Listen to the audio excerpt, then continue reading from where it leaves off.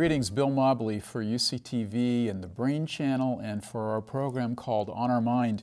We're continuing to discuss Alzheimer's disease and the challenges that Alzheimer's brings to families and caregivers.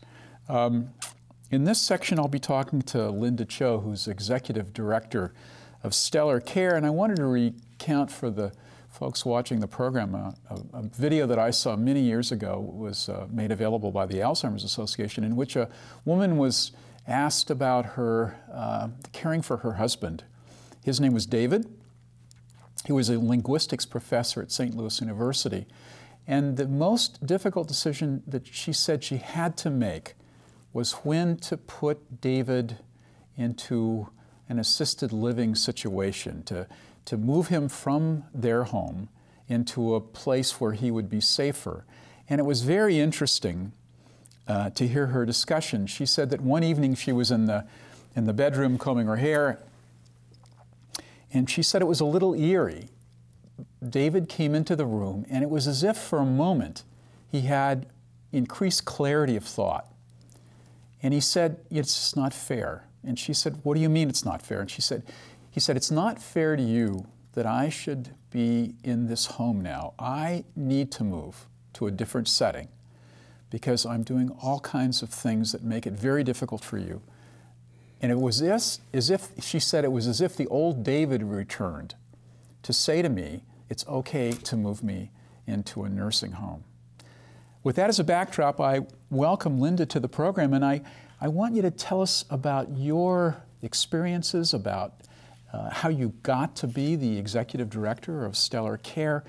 And for this segment, what are those issues that arise during the earlier stages of dementia that have families on edge about how to best care for their loved one?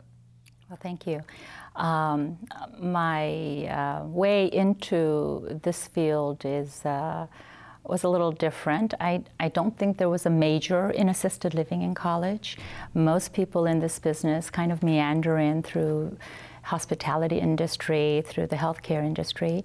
I was working for a large corporation that operated about almost 40 assisted living buildings in Western United States. And I did the corporate thing from site development to marketing and community relations. In 2008, my family and I got together and said we wanted to do something of our own. We had an idea to create something that was a little different, home-like atmosphere for those residents with the need. So we started with a small 6-bed, and then we were able to take over a large assisted living building. Right now we have currently over 100 residents. We specialize in dementia care, so all of our residents are diagnosed with dementia. We not only deal with the everyday care of our residents with high need, but we also help the families involved because they also have great need. They want to stay connected, and we're all part of a big team. That's exciting. What stories do families tell you as they come to seek your help? The biggest challenge is the guilt. Most family members are grieving. They have lost so much. They have lost their mom, dad, loved one to this disease, where the memory is impaired, sometimes to a great degree, and they don't recognize family members anymore. So they're still even in the grieving process. We, because of what we do as professionals, accept them as they are. So without all of that background, we take a resident as they are and help them to live out the rest of their lives to the fullest possible with lots of activities, and we focus on the things that they're still able to do. So we do have support group for the families. It's important that they reach out and talk to other people who have walked in their moccasins and know the process that they're going to go through, the questions that they have. You know, we can lead them and tell them this is what's going to happen and you shouldn't feel guilty and leave your guilt at the door, but to hear it from someone who's been through that process is very different. So we strongly encourage them to participate in support groups. There are associations in the community that are available. one of the biggest challenges that the families face is, before moving into an assisted living building, is how do I keep my mom safe? How do I keep my dad safe? They're still working often, and they have to change their schedules. They have to have caregivers stop by to help.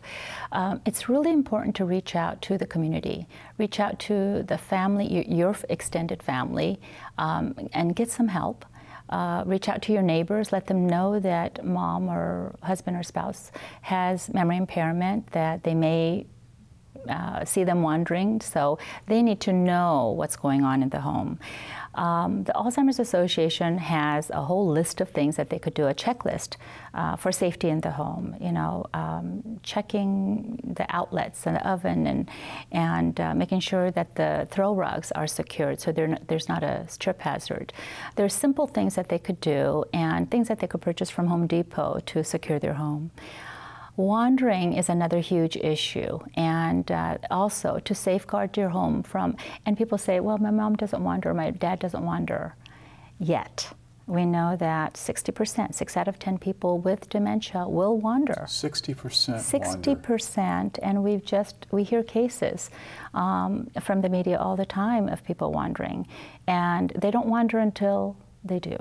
And the first time could be devastating. So we want people to be aware and to prepare so that simple alarms on the doors and locks, or where it's not, it's hidden out of eyesight, is very, very important. And we ask families to reach out to the associations that are available to take advantage of those things.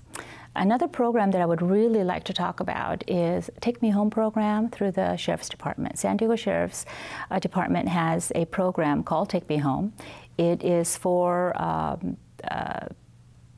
people with needs, tendency to wander. You register with a photo information, you submit a photo, and it's shared with all law enforcement. So if it does happen, then they already have that information in the database.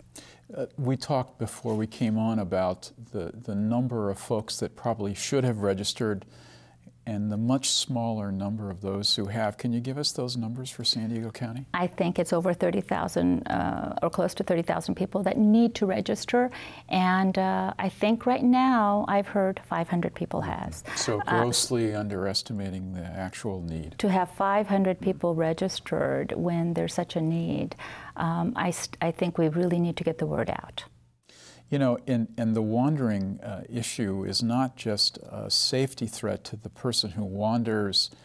It's a major emotional burden to the family. But over and above that, it's a huge financial challenge for a county. One hears of wanderers that engage literally hundreds of police and multiple law enforcement agencies, and so it's a huge problem. It is. It is. Alzheimer's Association also has a medical alert, safe return program that you can register for a small fee. You can have a bracelet, a pendant, something to identify the fact that the resident does have memory impairment, and there's a number that they can call when found. And that goes into the database with the Alzheimer's Association as well as the law enforcement again. There are tracking devices that, all kinds of gadgets that you can have, like from watches to pendants, that track where your loved one is, or there's a safe zone where after a certain distance it'll alert the caregiver. So there are resources available to minimize the risk of wandering, which is one of the primary issues that people are moving into an assisted living facility. Linda, thank you so much. We'll put on the monitor those numbers and those emails that you can, and websites that you can access to help you and your family avoid all of the anxiety and emotional trauma and potential injury that comes from wandering. And Linda, thank you for talking about the challenges these folks face before the decision to send their loved one to assisted living. Thank you very much, Linda. Thank you. Bill Mobley for the Brain Channel. Thanks for being with us.